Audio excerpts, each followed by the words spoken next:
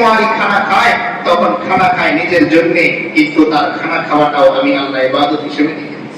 সে সারা রাত ঘুমায়, কিন্তু সে যদি সিস্টেম মতো ঘুমাতে পারে তাহলে সারা রাত নফল ইবাদত করলে যা সওয়াব আমি আল্লাহ সেই সওয়াব তার কাছে দিই। এমনকি সে তার পরিবারের সাথে যে একান্তে সময় কাটায় তার নিজস্ব জায়গা।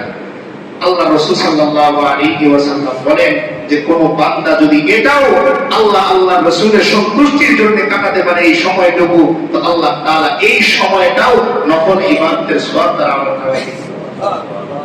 আর সেই চাকরি আমি পাই না।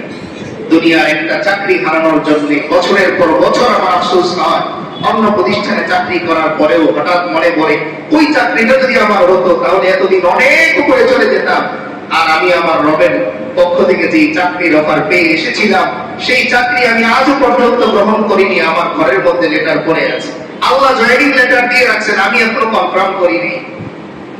আল্লাহ দিয়ে রাখছেন। দুনিয়ার চাকরি আমার ঘরে অফার আসে না, আমার পেছনে ঘুরে দিতে হয়। আর আল্লাহ তাআলা বলেন, বান্দা আমি তোমার চাকরির লেটার আমার পক্ষ থেকে কনফার্ম করে দিয়েছি, তুমি কেবল কনফার্ম করলেই দুইজনের পক্ষ থেকে চুক্তি হয়ে গেল। আর চুক্তির শেষ হচ্ছে, পরিণাম হচ্ছে আমি আল্লাহ সর্বপ্রথম তোমাকে জান্নাতের মালিক বানিয়ে দিই। সুবহানাল্লাহ। তো এই আয়াত আমরা বললাম, এই আয়াতের সাথে এতক্ষণ আমরা যা বললাম একটা বড় সম্পর্ক।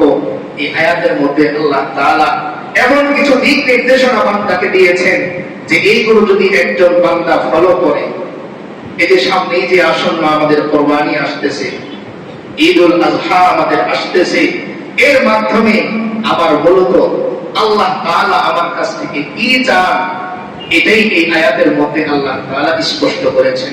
যদি আল্লাহ তাআলা তৌফিক দান করেন এই আয়াতকে সামনে রেখে যে একটি কথা বলার চেষ্টা করব। আয়াতে কারিমাতে আল্লাহ তাআলা বলেন, কুল ইন্না